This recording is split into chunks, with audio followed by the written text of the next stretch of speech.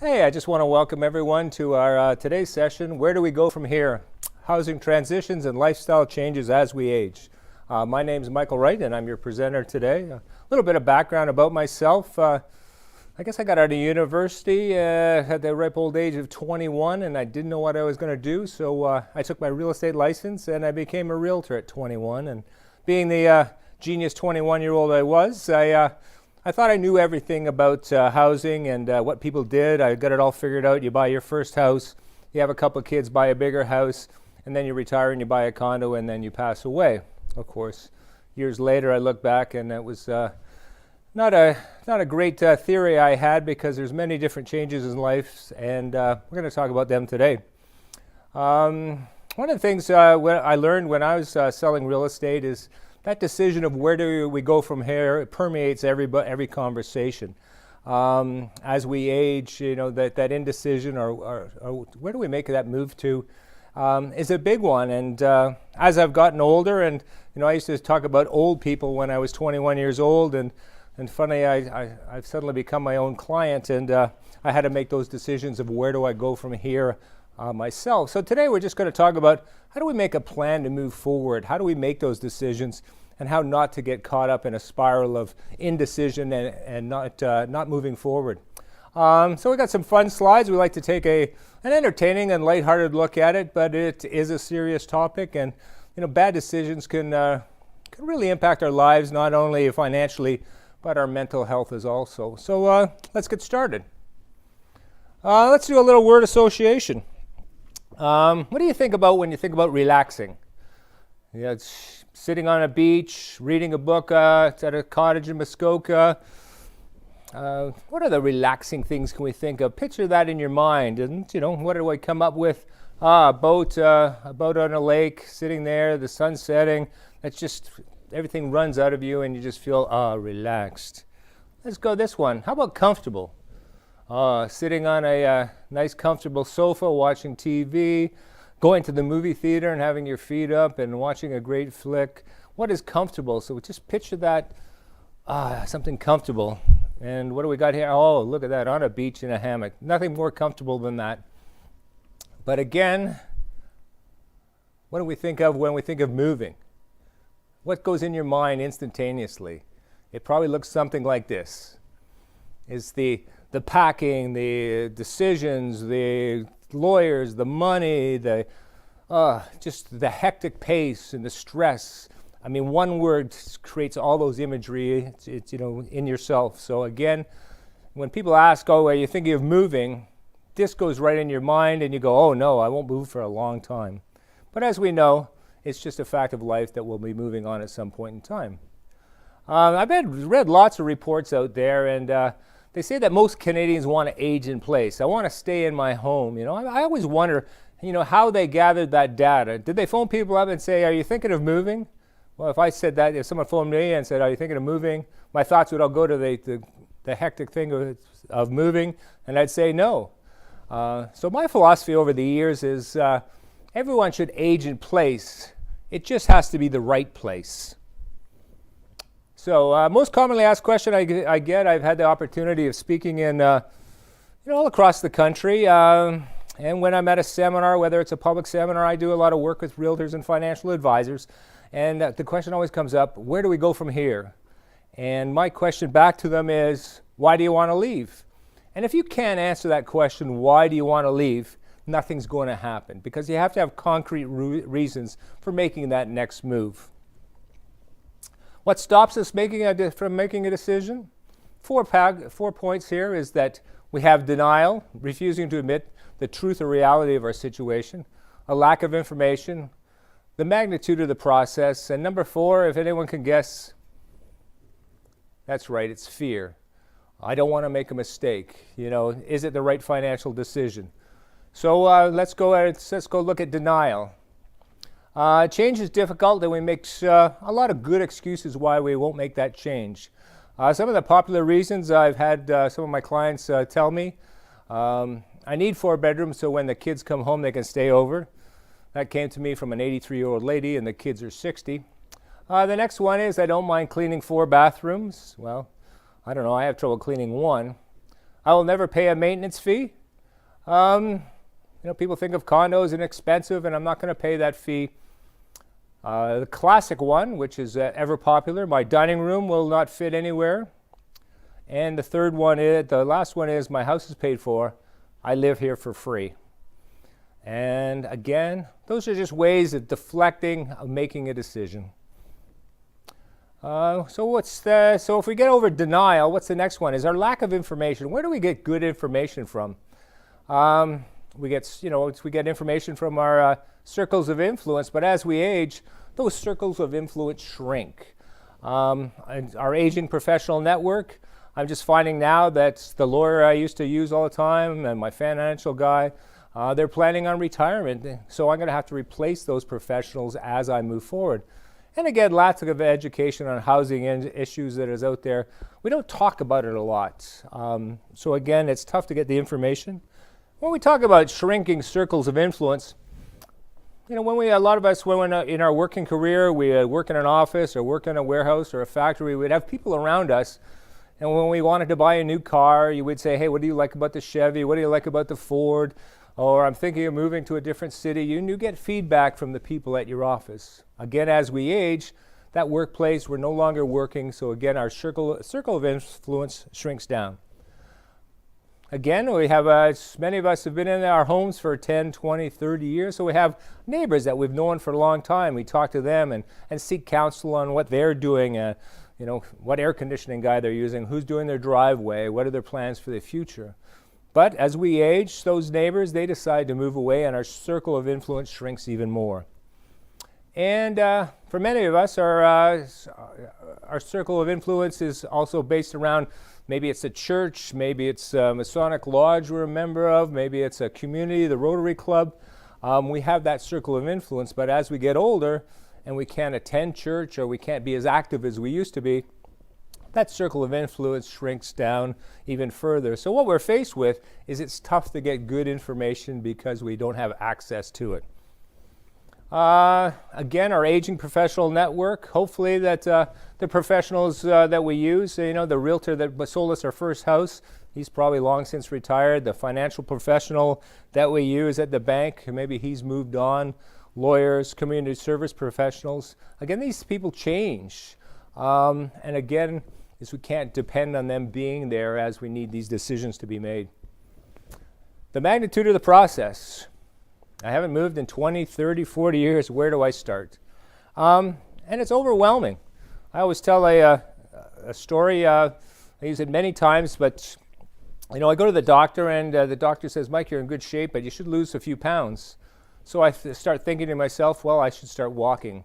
And then I keep thinking more, well, maybe I should start jogging. Well, if I start jogging, I should start swimming. If I start swimming, I should start lifting weights. If I'm swimming and lifting weights and cycling, why don't I enter a triathlon? And, it goes on and on. I have all these great ideas, and it suddenly becomes overwhelming when I get home. What do? I do absolutely nothing because it is too overwhelming. So again, the magnitude of the process, how do we make that into a manageable bite-sized pieces?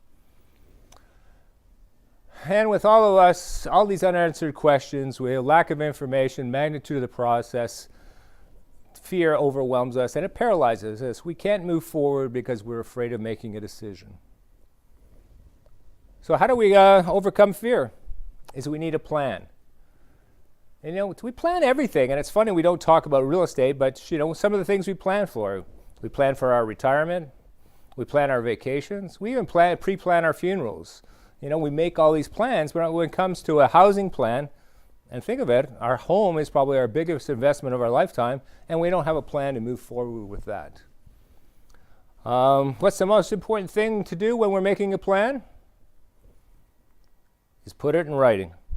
So many of us internalize things and we think, well, we'll do this, but it's never in writing. We put it down on paper and it's not concrete. And if it's not concrete, we're not going to move forward with it. A plan helps us avoid some common mistakes. We have a whole bunch of them, especially in the downsizing venue, but let's review some of them. We have the over-downsize move. The husband comes home and he opens the tax bill and he freaks out and says, honey, we can't afford the taxes. Let's move from this this big, huge home. We got to get something smaller. We got to get something more manageable. We just can't afford to stay here. And they move to this. Obviously, that's an extreme, but it's just a knee-jerk reaction to a situation. So again, they move to something that is not meeting it's meeting their financial needs, but it's not meeting their social needs. It's not meeting their physical needs.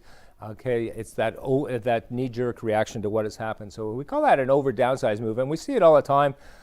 Simple examples, I have a detached house. It becomes unmanageable, and I instantaneously go buy a condo. So I go from 2,500 square feet to 800 square feet, and again, it's just too much, and then people backtrack, and maybe they stop and get a townhouse. The boomerang move, one of the classics I deal with. You're frustrated, you drive home, the traffic is everywhere, it's bumper to bumper, it's just too busy, I want to live in a smaller town, and you get all excited and you move to you find a smaller center where it's just a one-horse town with the main street, and this is perfect for you. And you get there, and then you suddenly realize the kids are so far away. We have no friends here. And a classic one is I thought small towns are friendly. Well, they're not unfriendly, but just they don't take well to strangers. My brother lives on Vancouver Island, and he's lived in a small town for 25 years, and he says, he's just feeling accepted now. Again, no one likes change, and especially even in a small town. So again, what happens? The boomerang moves back. I miss the city, and I'm glad I'm back. Again, it was not planned out. You have to ask the right questions when you're making a plan. It has to contain accurate information. In making a plan, you have to be honest with yourself and your family and the professionals you're dealing with. Sometimes our perception of our current home is based on how it used to be, not how it is now. And that's a great last line there, is what it used to be like. I was talking to a lady, she's probably 86, 87 years old, and she had a beautiful house, and we looked in the backyard, and she has this great pool. It's just stunning, and it was the decor around it, and it was out of a picture. And I says, "Oh, do you use it much?" And she says, "No, I use it for the grandchildren." And just then her daughter walked in, who was in her 50s, and I says, "Oh, your grandchildren must love this pool." And they said, "Mike, our kids are 30 years old. They never come back here." So they used to come all the time. So again, it wasn't based on what is now. It was in the past. So identifying why we want to leave. Sort of in my research over time, I've condensed a lot of reasons why we want to move. But I have 3 basic reasons why someone wants to make a move. A lifestyle move, or we call it a planned move, is maybe you're downsizing. Maybe you're going to buy your dream home. Maybe you're moving closer to family and friends. There's just a lifestyle enhancement there. The second is financially motivated move.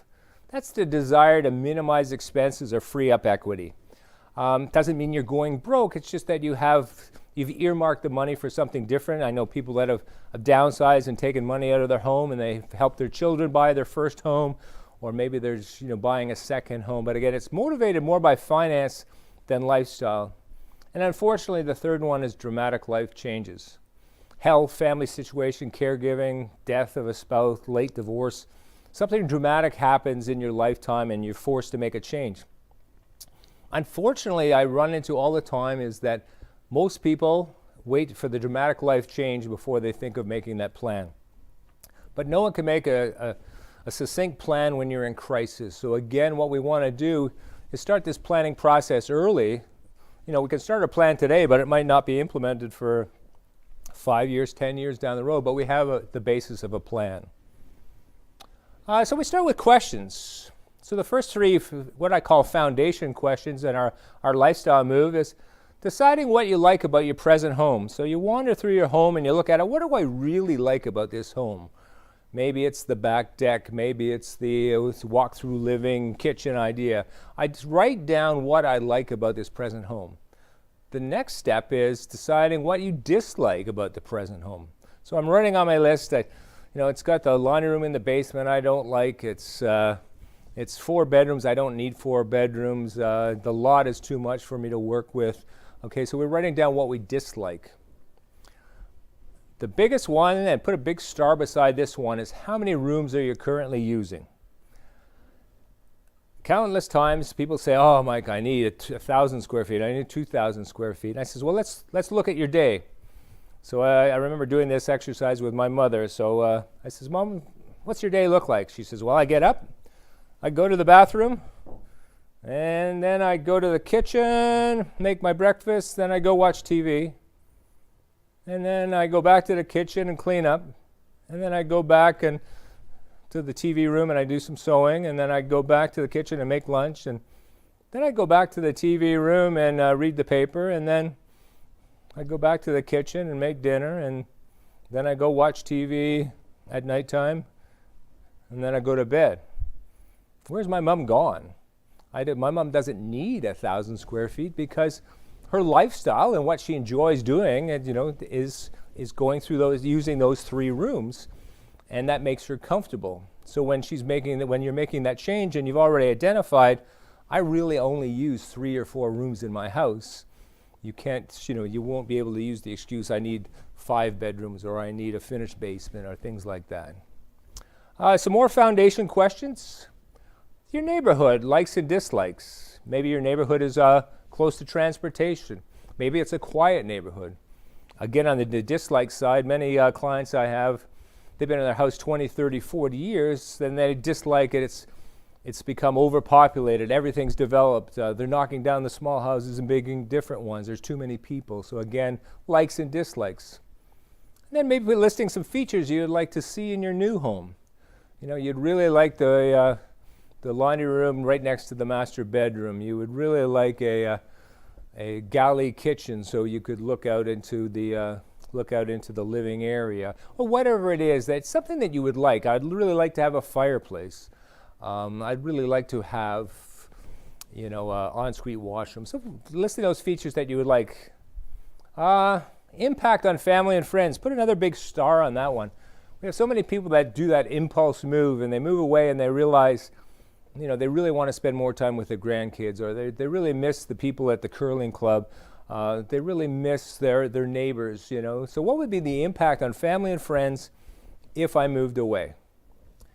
And again, what will my future home meet my changing needs? So if I go out and I have a detached house and I go buy a townhouse, but many of the townhouses, as you know, are very narrow and very tall. So if I go buy a townhouse and there's 36 stairs from the basement to the master bedroom, is that going to meet my future needs? If I'm a marathon runner, maybe. But if I have a bad hip or a bad knee, it's going to wear on me pretty quickly, all those stairs. So our next thing is, our written plan, as we've written down there, there's 7 foundation questions we've gone through. And now we look at it from a financial point of view. This move is motivated by a need to, again, minimize expenses or to free up capital for alternative needs. Again, it's not going broke or I have to sell my house. It's just a change in priorities. So we have 3 foundation questions in the financial part. How much does it cost to run your present home? How much should I spend on my next home? And what are the savings? So if I'm motivated by finance, I have to answer those financial questions. And here's a classic. When I ask people how much it costs to run their present home, they do the old tax, heat, and hydro, and they'll go, oh, it's $4,000, it's $5,000, but they don't take the time to write down all the things involved in operating a home, and it's extensive. We all know that homes are expensive, but one of the big things that we forget is the upkeep of the home, the maintenance, because we're always going to have to be maintaining that home. So we have to factor in repairs we've done over the last 3 years and what future repairs we're going to need. And I look at a 5-year time frame. And maybe we have to do some updating because homes become obsolete. Floorings, tiles, bathrooms, to maintain market value and keep it in good repair, is that we're going to have to be upgrading. And maybe we're upgrading also for safety reasons. Maybe we're putting in a walk-in shower. So this example here is that we just went 5 years out and then we went 3 years back and we added those numbers up, and our paid for house is now costing us about $20,000 a year or $1,716 a month. It's amazing because we don't think of it, but it's very expensive. But we need that figure written down, because what happens when we go to look at that condominium and you kick your feet and you go, I'm not paying a maintenance fee. Well, you are paying a maintenance fee. In your home, whether you do the repairs or not, it's going to be costing you money at some point in time. The next one is, how much should I spend on my new home? It's, again, the formula here is quite simple. It's, the value of my present home minus the amount of equity I need to take out, sort of the price of my new home.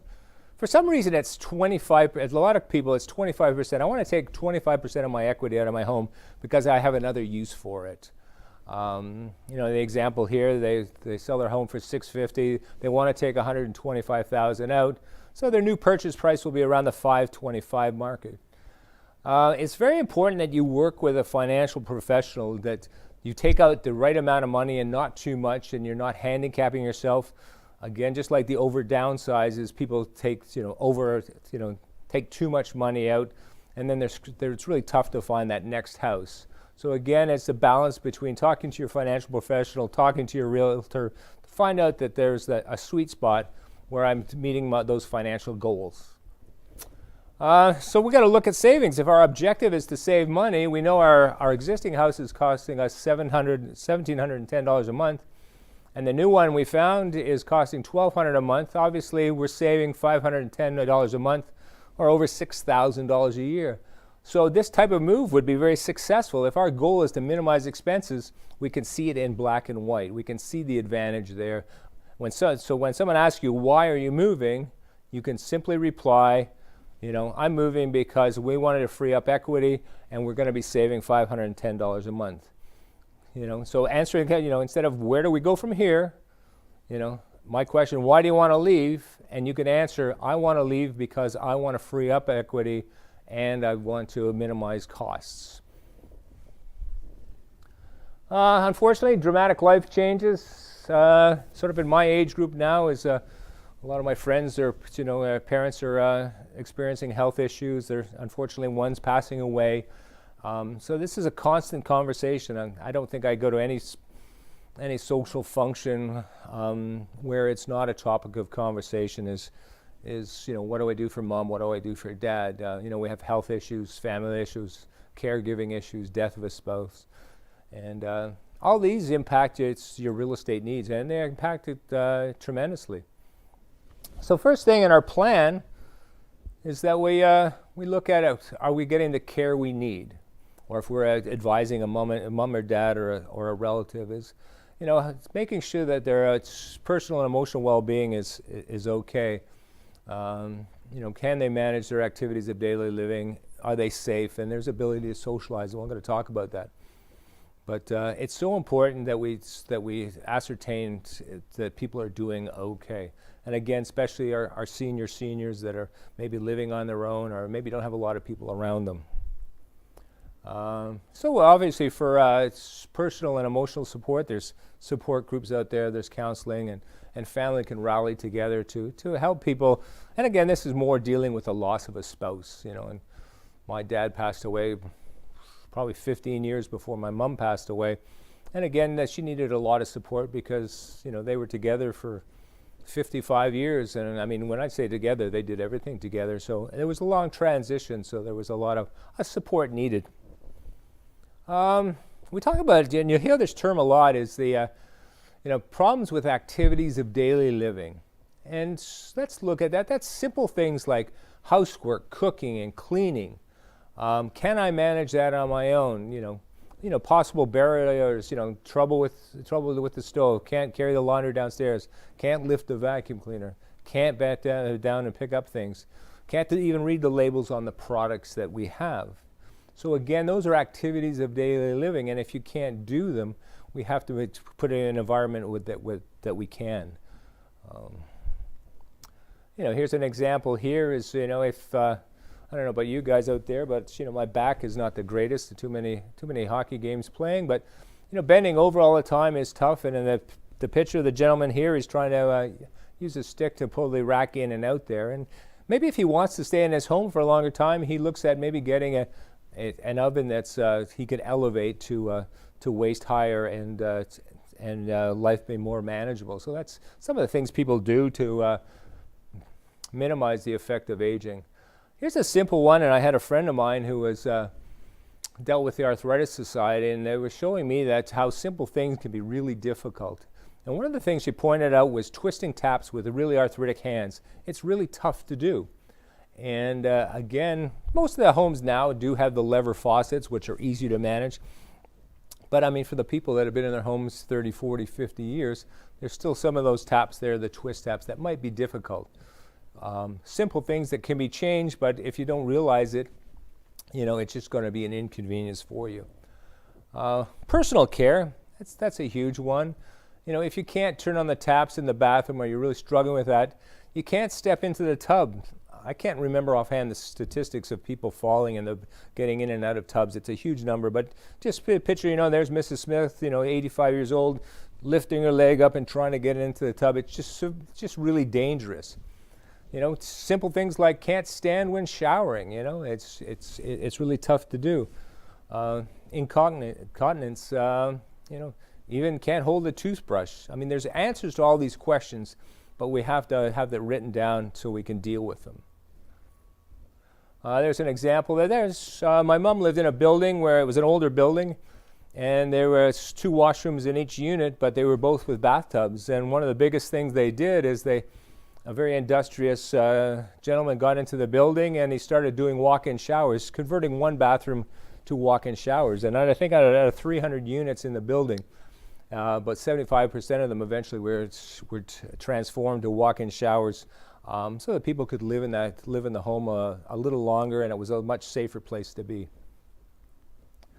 Activities of daily living are also outside. Shopping, can't get to the stores in the wintertime, can't carry groceries. I know we have different services for delivery right now, but a lot of our family members are reluctant to use the computer, reluctant to admit a weakness. I get a lot of times, and they try to barrel through doing that. Even banking, a friend of mine who works at the local branch of the bank, how many times that people forget their account information, or they're fearful of making a mistake, and they're just not up to keeping the records like they used to. Threats. We talk about safety issues. There's 2 different things here. There's internal threats, dangers in and around the home, and external threats, dangers from others. And let's talk internal threats. Rugs, slippery floors, bathtub, stairs. And if you look online, and I can't remember the name of the manual, they have a workbook that will take you through your whole house and point out all the different areas of danger. Things like a small dip in the floor doesn't matter to us, but if you're operating a walker or you stumble against it at an elder age, it's dangerous. Throw rugs in the bathroom are dangerous, slippery floors, bathtubs, stairs. Again, we can minimize those internal threats, but we have to address them first. And external safety, elder abuse, physical, mental, financial. Unfortunately, those statistics are rampant. And it's committed by family members most of the time. But again, we have to, if you're in an isolated environment, this is where this happens, is where a senior becomes dependent on a neighbor or someone else they can get taken advantage of because they don't have a support group around them. Fraud is a big thing. I mean, I know a situation in my own household. My mom was at home, and she got a call, and my niece's name is Alana, and the call came in, and it says, this is Alana calling, and I need money. I've been in an accident. Of course, my mom is almost 90 at this time, and she's panicking, and she's ready to go out and send what she thought was my niece money because she was in an accident. And it was lucky my sister came over at the same time and realized it was a scam, but it was well thought out, and easily my mom could have fallen for that if my sister wasn't around there. So criminals, and we see it on the news all the time, people getting taken advantage of. And again, this happens is when we have that isolation. We don't have a safety net around that older person. Socialization. Sometimes I want to scream. I'm at a social event, and someone will know that I work in seniors housing, and they'll come up and they'll say, "Hey, Mike, guess what? My mom's 92, and she still lives in her own house by herself."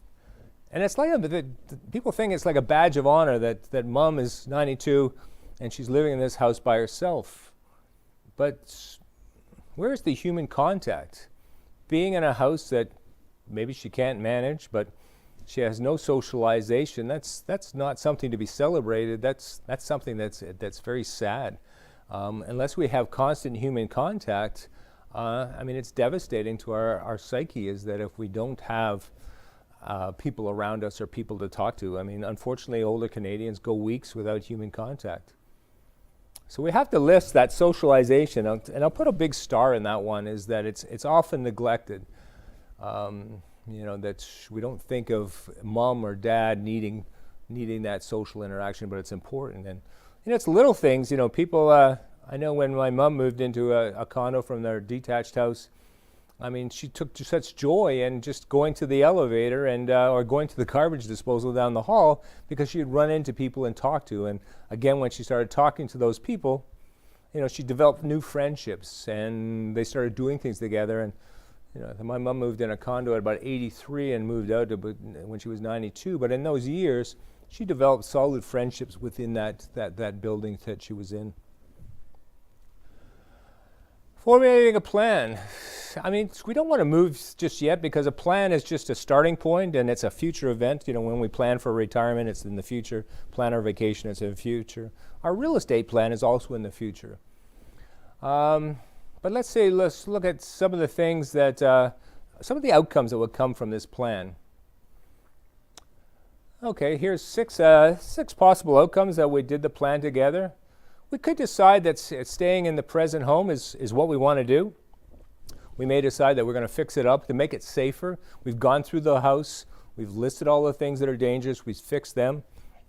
Maybe it's a 5-year plan that we're going to do the bathrooms over to maximize resale when we move. Again, that's part of our plan, and this is what we're going to do. We may decide that the family home isn't for us, and maybe it's a conversation about living with family. Or maybe we want to stay in the same neighborhood or move to a different city. If we're buying a new home, is it a new home? Is it a resale? And there's different types of ownership we can look at. And then we'll talk about the care continuum. But if you're staying in the present home, again, is fix those needed repairs, possible upgrades that would increase in value, and do those internal safety features we talked about. Further discussion, we could talk about living with family. This is a tough one. People like the security of living with family, but one of the big things is financial responsibility. And there's some great articles I've read about mom sells her house, moves in with the kids, they move in their kids, and they buy a bigger house. Then 3 years from there, mom has to go into a retirement residence. How does she get her money out of this situation? How is that financial responsibility blended? And it can become convoluted, and there can be a lot of family infighting if mom takes her $600,000 and moves in with Bill and Lisa, and the other kids are going, "Where's this money going?" Because it's just a family dynamic. Again, moving in with family, so mom and dad are going to live in the basement of my house. Where's the safety and socialization for them there? And again, we talked about that exit strategy. So we really have to make a plan for our plan. So if living in with a family is, we have to address those issues. We just talk about it. Do we stay in the same neighborhood or move to a new city? Obviously, the pros are you're close to friends. The local services. Have a network in place, especially doctors and dentists you're comfortable with. The disadvantages, that many times there's a limited selection of properties.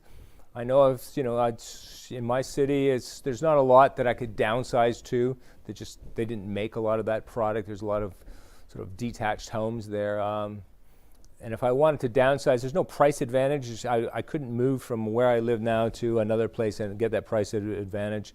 And it's an older neighborhood, so there's older properties. So you got to look at the pros and cons of that. Moving to a new city, a lot of times the newer city has a lot more new developments in it, so there might be a wider selection of properties. There could be a price advantage. I could sell for $600 and buy for $500. I free up that $100,000. And again, the newer features in the properties. The cons is that I'm not close to my friends. Local services are unknown. And I don't have that network in place. So again, these are decisions that we have to make. Buying a new home versus resale. Again, if we're moving out of our area, we might be looking at a new home. Obviously, the new home is less repairs, less maintenance, more energy efficient, has modern features. But if we look at the resale, we get the nice mature neighborhoods, predictable closing date. It's not pushed by because of construction issues. You could actually go and meet your neighbors and knock on their door, and things are already done and finished in that home. So again, pros and cons. It's personal preference, what you want to do. Different types of ownership is that when we're looking at, most of us have a freehold ownership. We have a detached house or a semi-detached house where we own the property, we own the building, and we can do whatever we want with it. We're responsible for the interior and exterior. But when we switch to a different type of ownership, like a condominium, is that we own the interior, but the condominium corporation owns the exterior. So again, there's rules and regulations in place for our safety, but you have to be cognizant of those rules and regulations. If you come to the condo and you got Fluffy the dog, you're going to move in and you find out a lot of condominiums don't allow pets. That's something that you have to make sure that you look into. But leasehold condominium, just another form of ownership. You own the interior again, and the common elements are owned by the association. You'll hear about a land lease. That's quite popular now, is where you actually own your home, but you lease the land. And the idea there is that it's more affordable, and your monthly payments, it's because you're not buying the land, you're just buying the building. So again, it can be financially motivated, and they're mostly land leases are in large communities. So a lot of times you get like-minded people, like it's all a 55 plus community. Many of you might have heard of a life lease. Again, that's probably the same as a condominium, except for the fact that you only have the use of the property for your lifespan, and then the ownership transfers back to the group. The beauty of life lease is that you can restrict age groups. So a life lease, you can't have a 60 plus or a 65 plus. You can put an age group on that one. Rentals getting really popular now. People are feeling that they want to take their equity out of the home. They don't want any problems or headaches. They just want to move into someplace and people look after everything. So again, rental is becoming much more popular, and you're getting a lot of newer buildings being built because of this trend. The beauty of a rental is that you close the door and walk away, and you have no long-term commitment to it. Now we have the care continuum. Eventually we'll all face these issues. So we're looking at here, there's 5 stages out there, 6 stages. So we start off living independently, and then as we might need more care, so we might have someone come in to give us a hand. Maybe it's a personal support worker, maybe it's a nurse. Then maybe we look at a retirement residence, then assisted living, long-term care, and sort of a chronic care stages. So that's a continuum. The names change from country to country, province to province, but that's basically what the continuum looks like. Where we get into problems is the common misconception is we mix terms up. And even in the newspapers, I'm reading articles and they'll mix the terms up, is that a retirement residence and long-term care, or the old nursing home, are 2 different things. And people blend them together. During the pandemic here, we've had a lot of loss of life in long-term care or nursing homes. And people say, oh, I never go to a retirement residence because all those people died. Well, they're 2 different things, and we have to make sure we know the difference. And sometimes the adult children are the worst ones because they don't know the difference, and they put fear into the older adult because of the fact that they're not familiar with the terms. So let's look at it. Long-term care, again, for your parents, if they're in their 80s or 90s, they'll remember it as the nursing home. They're government regulated, highly government regulated. They're partially subsidized by the government. Buildings can be owned for profit or not for profit, but there's high levels of nursing care. So you have to apply to get into long-term. You have to get accepted because you have to have sufficient medical needs to go in there. And again, it's high levels of nursing care. So I believe the stat is almost 70% of the people that are in long-term care have some sort of cognizant problems, dementia, and other people have physical problems where they can't move around, so they need that constant care. This is a chart from Ontario. So Again, it's in a semi-private room, you'd look at paying $22.80.04 a month. And a long-term, if you're in a private room, it's $2,700. The government subsidizes the balance of that. And when you think about it, there's probably $4,000, $5,000, $6,000 in subsidies because of the fact that there's doctors and nurses in place and to look after the people living there. A retirement residence, again, they're privately owned. They're not government subsidized. They're free market system. They are regulated in Ontario. They have the Retirement Homes Act and the Landlord Tenant Act. But again, it's free market. There's retirement homes that cost $3,000 a month. There's retirement homes that cost $10,000 a month. There's retirement homes that are very simple, and there's retirement homes that are very ornate, and you can get pheasant under glass delivered to your suite. Again, it's what the market will bear, so you can pay for that. So totally different things is that as a retirement home, anyone can go into the retirement home. Obviously, you have to be in fairly good health if you're going into sort of independent living, but they will assess you and move you through that. But again, I can move into a retirement home, and if I don't like it, I can move to another one. There's nothing stopping me. I can move into a retirement home and then go buy a house. I can move around. You'll see different terms when you talk about retirement homes, retirement communities, retirement residences. So you have independent living where, you have your own suites and you have a small kitchenette there, so you cook breakfast and lunch, and maybe you have communal dinners. Again, but it's focused on independence, is that I don't need a lot of care. The idea of independent living is the fact that it's the socialization with the other residents. So it's on a sort of a retirement residence per se is that everything is communal, as in the meals and the interactions. There's nursing assistants available. But again, you're independent. When you close that, you walk in the front door, you close your suite door, that's your place. You're renting that place. You're totally independent from anyone else. We hear the term assisted living a lot. So assisted living is part of a retirement home. So I have a retirement home, and I could have a floor of independent living where people are really, they can manage on their own.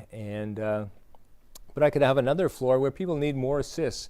And it could be the assisted living floor where maybe these people need help getting in and out of bed. Maybe they need help getting into using their walker, or help getting into the wheelchair. So that's you're adding assistance. So you can stay. I can move into the retirement home on the independent side, and then I can add more services. And then when I get to a point, I could move to the assisted living section where they can look after more and more of my needs. When my mom was unfortunately in her late stages, that she needed, help getting in and out of bed. She had to be, wheeled to meals and assisted actually eating. But that was all available to her, And again, I'm going to stress that's added. It's available to her for a cost. You're adding that you have your base rent in a retirement residence, but as you add services, you pay more for it. But the beauty of those situations is you can stay there. And for the next 5 years or 6 years or whatever, you're not forced to move. You can just add services to it. Home sale maximization. We look at, so we've decided where we're going to go. So obviously we want to make sure that when we sell our home, we maximize the value. So again, this is where a realtor is invaluable. Inviting a realtor in, asking for advice. Realtors, if you don't have a realtor that's providing extra service, just get another one, because for most part, the realtor will come in there and walk through the home and talk about things that should be upgraded. And you might not be moving for a year, but then you can start the process, decor enhancement, major enhancement. So now you've got this plan, you decided that you're moving for a financial reason, you selected moving out of town, you've you've got a plan for fixing up your house, and then everyone's ready to move. Oh, but there's one thing that's going to hold us back. It's the stuff. Who has stuff in their house? And everyone flashes back to that cupboard, that basement, that garage. It's covered from top to bottom with stuff. I remember when we were emptying my mom's house and there was 6 cases of mason jars. And I'm just lifting them up and I'm asking my mom, why do we have 6 cases of mason jars? And she said, well, I was always thinking of doing something with them. I never got around to it. But they had moved 3 times and those mason jars had moved with my mom, 6, for each one of those moves. But again, we accumulate stuff, but how do we get rid of that stuff? I mean, that is the big question. So after 50 years, you're going to have a lot of stuff. So I came up with a simple formula, and it actually works quite well. And I label my stuff. I have family treasure stuff. I have previously useful items but no longer needed. I have possessions I'd like to have with me, and I have junk. Okay, so I have 4 things. And what I do is I buy 4 different color stickers, 1 for each category. And I go through the house with my family, and we put stickers on which category they go in there. So, family treasure stuff, there's a lot of expensive or sentimental possessions. You distribute the list among your family members and what they would like, and then again, the big key there is when are they going to pick it up and get it out of the house. So that's family treasure stuff. So we've gone through and we put our stickers on who's going to get what. And then good stuff but no longer needed.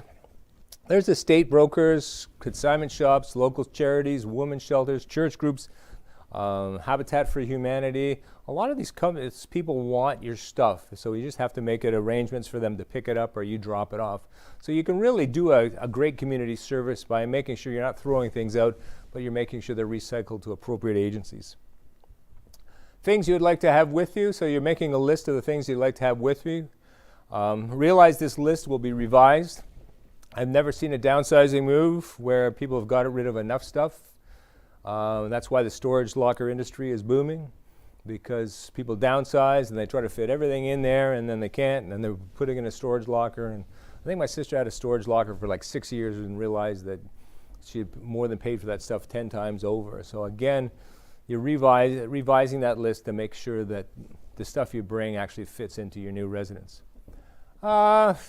Junk stuff, there's 1-800-JUNK. There's local companies that will come and take stuff away. But again, it's great feeling once you get rid of all that stuff. It's a very freeing feeling that you've got rid of it all. You can't do this alone, especially for many of us that the family members live out of town or they're not close by. So you're depending on different professionals. We talk about the realtor giving us data and helping us out with home sale maximization. Financial professional, especially if we're thinking of downsizing and pulling out money or investing money, make sure that we're going there. If we're looking at tax advice, especially if we're maybe selling a home and a cottage, things like that, there's tax implications. So again, what we want to do is get professional advice before we make that decision. So professionals we might need, again, is that financial advisor, that realtor, legal advice, both on the real estate and the estate side, because you might as well update everything at the same time. So you get your real estate contracts done and do your estate planning, get your will updated, get your power of attorneys updated. And again, an accountant or tax specialist to make sure that we're all on side on the tax situation. Is this a long process to make a real estate plan? No, I think our foundation questions were 7, our financial questions were 3. I think our dramatic life changes was 4 questions we're asking ourselves. But the thing is, you have to sit down and do it. You have to write down and make that plan. And you can make that plan on your own. You can make that with family. But the thing is make the plan so you're not scrambling at some point to make a decision. As everyone knows what your wishes are. I mean, your plan might be, my wife and I are going to live together, but if anything happens to my wife, I'm going to do this. But again, what we want to do is have that concrete thing is, instead of going, where do I go from here, is that I've answered the question, why do I want to leave? Hey, I want to thank everyone for taking the time to watch this presentation. If you have any questions, feel free to contact me, and I will post my contact information on the board. Thank you very much.